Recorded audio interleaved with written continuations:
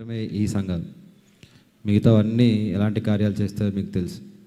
కానీ ప్రభువు కార్యాలు చేసి కొందరికైనా సత్యవాక్యాన్ని ప్రకటించి పరలోకానికి నడిపించేవే ఈ సంఘాలన్నీ. దయచేసి మీరు ఎక్కడున్నా, ఈ సంఘాలు ఎక్కడున్నాయో వెదకండి, ఆ సంఘాలకు వెళ్ళండి, వాక్యాన్ని నేర్చుకోండి, దేవుని పనులు చేయండి, ప్రభు బాధను కొంతైనా తగ్గించండి.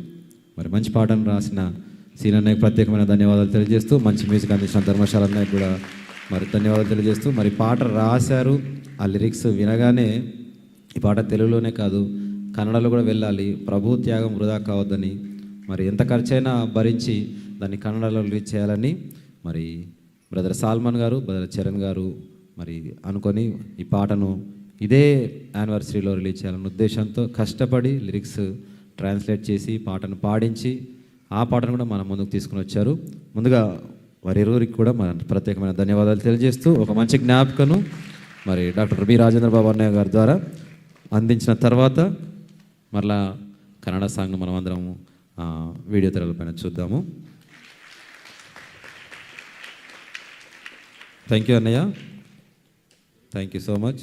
మీరు చాలా కష్టపడుతున్నారు కన్నడ పాటలు రాయడానికి. మీకు మా సంఘం తరఫున ప్రత్యేకమైన ధన్యవాదాలు తెలియజేస్తున్నాను. ప్రియులారా, మీ అందరి అకౌంట్లోనికి ఈరోజు నేను ఒక్క